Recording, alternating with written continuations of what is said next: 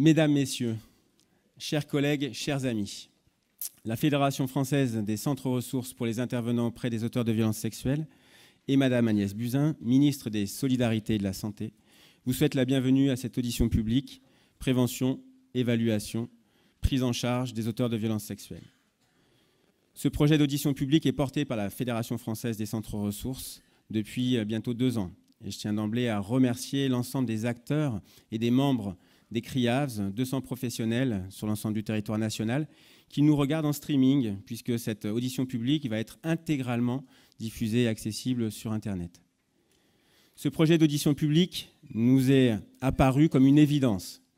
Évidence d'apporter une mise à jour complète des recommandations issues de la conférence de consensus de 2001, au regard des évolutions médicales, sociales, sanitaires, judiciaires et pénitentiaires. Et les 20 ans de la loi du 17 juin 1998 auront sonné comme une injonction ou un rappel à la loi. Cette audition publique est une urgence. L'urgence, après différentes surexpositions médiatiques, numériques sur les réseaux sociaux, urgence d'apporter des réponses concrètes, efficientes à un problème complexe, source de souffrance pour l'ensemble de la société. Et la lutte contre les violences sexuelles et sexistes est d'ailleurs une des priorités du gouvernement, comme le rappelait le président de la République Emmanuel Macron le 25 novembre dernier. Cette audition publique sera une chance de proposer un état des lieux de ce qui fonctionne et de recevoir l'avis des meilleurs experts nationaux et internationaux pour élaborer ensemble, après échange et débat avec vous, sur la base de nos pratiques respectives de terrain, des recommandations pour l'ensemble des professionnels, depuis la prévention, l'évaluation et la prise en charge des auteurs de violences sexuelles. Rassemblés aujourd'hui autour de cet événement, notre responsabilité commune est de faire émerger ensemble les vraies solutions de demain. Permettez-moi à titre personnel de remercier tous les membres des CRIAVS, les différents comités, Sabine Mouchémage le fera juste après, mais aussi et surtout Michel Laurence, Gaël Fanelli, Cédric Pinavoine de la Haute Autorité de Santé, Comenco, avec lesquels nous allons travailler sur d'autres gros projets, et surtout 3 personnes, Aurélie Maquignot, Cécile Miel, Anne-Hélène Moncani et Sabine Mouchémage, qui ont réalisé un travail de titan avec une douceur féline qui nous permettra de nous rendre vraiment opérationnels sur l'ensemble de ces 2 jours. Mesdames et messieurs, au nom de la Fédération française des CRIAVS, merci pour votre confiance, merci pour votre présence, merci pour votre engagement dont nous mesurons l'importance. Merci.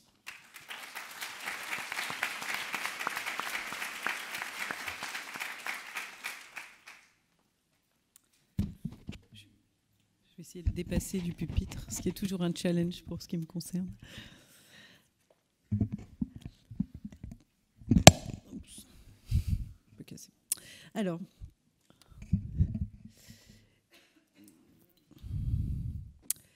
mesdames et messieurs les membres de la commission d'audition, mesdames et messieurs les experts, mesdames et messieurs les membres du public, j'ai le plaisir de vous accueillir au nom du comité d'organisation de l'audition publique auteurs de violences sexuelles, évaluation, prévention, prise en charge.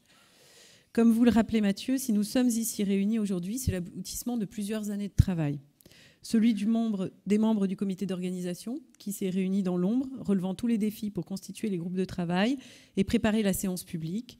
Celui des membres du groupe bibliographique qui sont ici, et qui a lu et synthétisé plus de 1300 articles, et celui de la commission d'audition, qui travaille déjà à extraire l'essentiel de leurs travaux.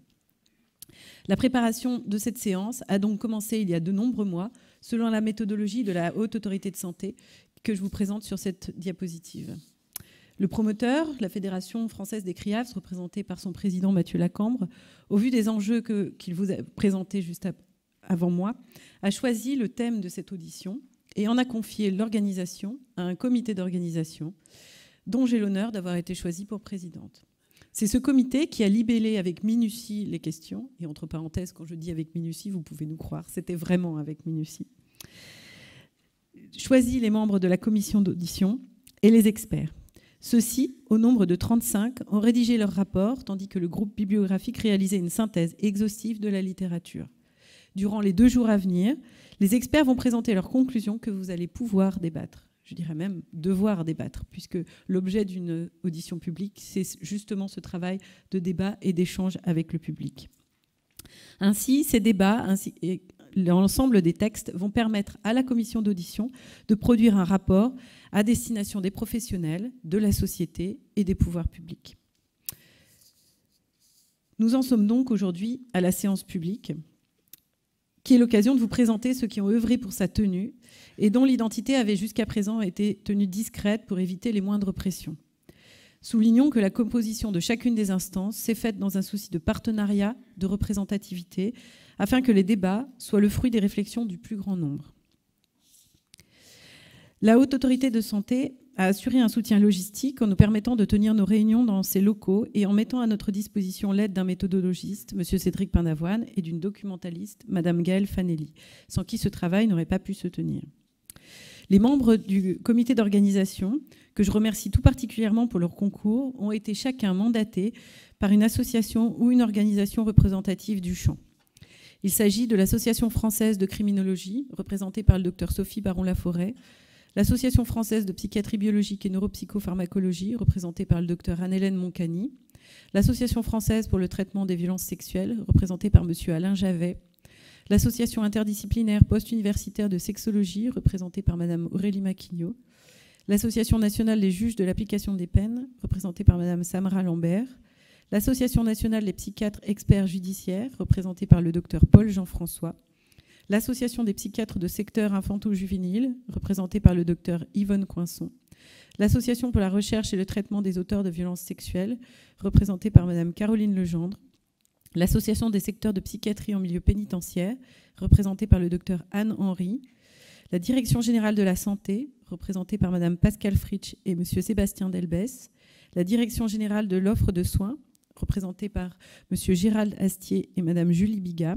la Fédération française des centres ressources pour les intervenants auprès d'auteurs de violences sexuelles, représentée par le Dr Mathieu Lacambre, la Fédération française de psychiatrie, représentée par le Dr Patrick Prat, Santé publique France, représentée par le Dr Emmanuel Lelay, la Société française de psychologie, représentée par Mme Antonia Ksilic. Pour soutenir le travail de la commission d'audition, un groupe de lecture a été constitué qui a été composé de Marie Chaulier, Marie-Hélène Colson, Emmanuel Dussac, Cédric Lebaudic, Olivier Plancade, Kevin Dufresne, Nora Leto, Ophélie Henry, Julien Dacosta, pour tout le travail que vous avez fourni et ces heures de lecture et de synthèse. Nous vous remercions énormément. Afin de leur fournir de nombreux articles nécessaires, le réseau documentaire de la Fédération française s'est largement mobilisé sous la coordination d'Éric Antona et Lucille Richereau, que nous remercions bien sûr, évidemment, très chaleureusement également. Enfin, et pour ouvrir cette séance, le comité d'organisation a largement débattu des personnes les plus qualifiées pour mener à bien cette audition. Nous avons choisi pour ce thème un binôme. Monsieur Jean-Marie Delarue, ancien contrôleur général des lieux de privation de liberté, et le docteur Charles Alezra, psychiatre, criminologue, qui par leur sagacité et leur grande expérience sauront sans doute extraire la meilleure substance des débats qui vont se tenir au cours de ces 2 journées. Je vais leur laisser la parole pour pouvoir expliquer un peu leur mission, et je reviendrai brièvement pour vous rappeler quelques points de méthodologie pour les échanges autour de cette audition.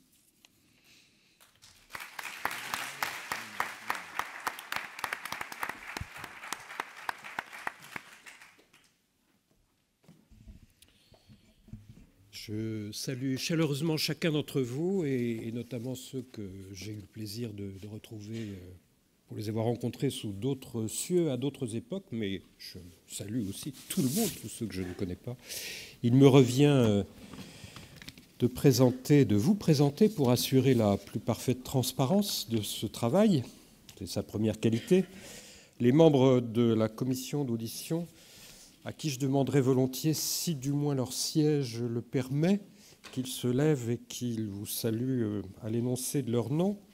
Et je vais donner la liste par ordre alphabétique, sans mentionner, s'il me le permet, Charles Alezra, mon compère de cette semaine, mais déjà depuis de longs mois, qui a déjà été évoqué. Madame Safia Alag-Maurice, qui est journaliste et enseignante, est la première. Ensuite, le docteur Patrick Blacher, qui est médecin psychiatre, expert près la cour d'appel de Chambéry. Monsieur Jean-Claude Bouvier, magistrat, vice-président chargé de l'application des peines auprès du tribunal de grande instance de Paris, au tribunal de grande instance de Paris. Le docteur Bernard Cordier, psychiatre, chef de service à l'hôpital Foch à Suresnes. Le docteur Hubert de Fréminville, médecin généraliste, maître de conférences associé à l'université Lyon 1, expert judiciaire. Le docteur Dominique Frémy, médecin psychiatre, pédopsychiatre, responsable de l'unité du psychotraumatisme du centre hospitalier Neuvillars, entre autres. Le docteur Olivier Giron, médecin psychiatre, praticien hospitalier, chef de service au SMPR de la région de Nantes. Monsieur François Goetz, qui est directeur interrégional adjoint des services pénitentiaires de Bourgogne et autres lieux, qui est actuellement en détachement au Maroc. Monsieur Samuel Lemitre, psychologue, docteur en psychologie, psychothérapeute et président d'un centre de soins des traumatismes et violences. Madame Isabelle Sadowski, directrice juridique de la coordination de l'aide aux victimes à l'association France Victimes. Et enfin, Madame Joséphine Truffaut, psychologue clinicienne, docteur en psychologie, chargée de cours à l'université Paris-Descartes. Voilà. La commission d'audition est consciente de la difficulté de la tâche. Et d'ailleurs, il a disparu, mais le symbole qui a été retenu pour cette audition publique, vous savez, cette série de cercles rouges qui sont reliés entre eux, n'est pas un modèle de simplicité, mais je crois que c'est un modèle de réalité. La commission d'audition est consciente de la gravité du sujet. La violence sexuelle est quelque chose de gravissime en ce qu'elle atteint les personnes non seulement au plus fort de leur intimité corporelle, mais en ce qu'elle met en question aussi la relation avec autrui. Elle détruit la confiance qu'on peut avoir vis-à-vis d'autrui. La commission d'audition, enfin, mais je ne vais pas transformer ce propos en émission de télé, doit remercier très chaleureusement ceux qui ont beaucoup travaillé pour elle. Et je voudrais dire au groupe Biblio combien nous avons été admiratifs de leur travail, et aux experts qui vont prendre la parole, combien nous avons bénéficié aussi de leur expérience. Voilà, donc il nous reste à nous autres à prendre parti, tirer le plus grand profit possible de ces 2 journées, et puis bien entendu à produire un texte dont j'espère qu'il sera à la fois accessible, simple et décisif. Mais ce n'est pas gagné d'avance. Merci.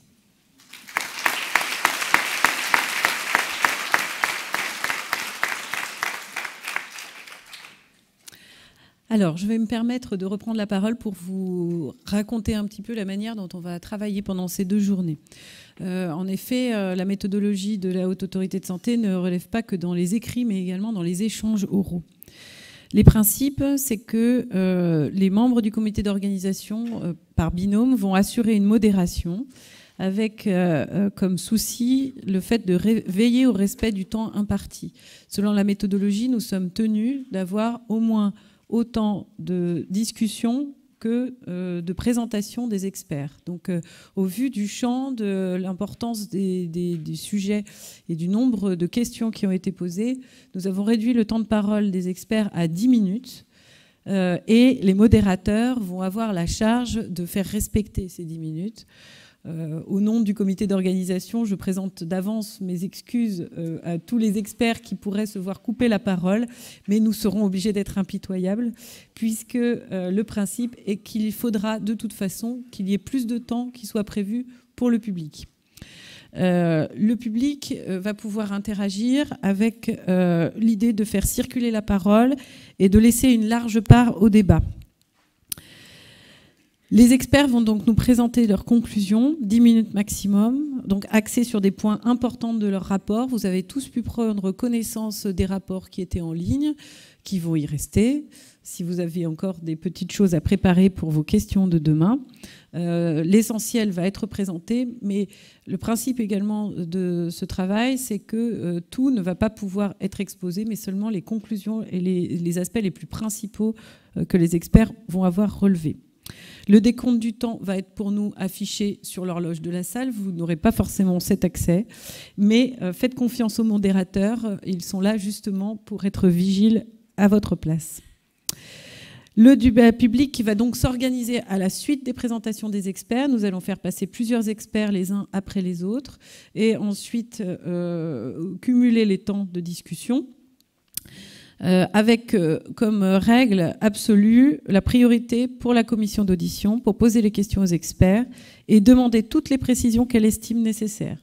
À ce titre, vous pouvez demander à un autre expert qui sont tenus d'être présents dans la salle pendant les 2 journées de répondre à une question à tout moment, y compris s'ils n'ont pas encore fait la présentation de leurs travaux. Donc ça fait partie des possibilités. Voilà. En pratique, dans la salle, nous allons vous présenter brièvement les experts. Les experts vont faire leur présentation. Alors, on avait pensé organiser les choses avec un micro sans fil et puis avec un micro sur pied. Puis finalement, on n'a pas pu le faire. Il y a dans la salle 3 personnes qui vont pouvoir faire circuler des micros sans fil. Je vous demande aussi, pour le respect des échanges, de bien vouloir attendre que les modérateurs fassent signe pour que vous puissiez avoir un micro. Et d'autre part, de faire en sorte de vous présenter de manière brève votre nom, votre qualité, votre lieu d'exercice, de manière concise, de manière à ce que le temps que dont vous pourriez avoir besoin pour les questions ne soit pas prise pour le temps de présentation. De formuler vos questions de manière claire, simple, courte, pour que tout le monde puisse bien en comprendre le sens et la portée. Vous avez également le droit de faire part de votre expérience en ce qui concerne le champ de la question qui est abordée, moyennant quoi, de la même manière, l'idée est de faire une proposition qui soit concise dans la mesure du possible. Et dans tous les cas, merci de penser à laisser la parole circuler vers d'autres membres du public pour que tous puissent être représentés. Le promoteur et le comité d'organisation vous souhaitent de riches débats.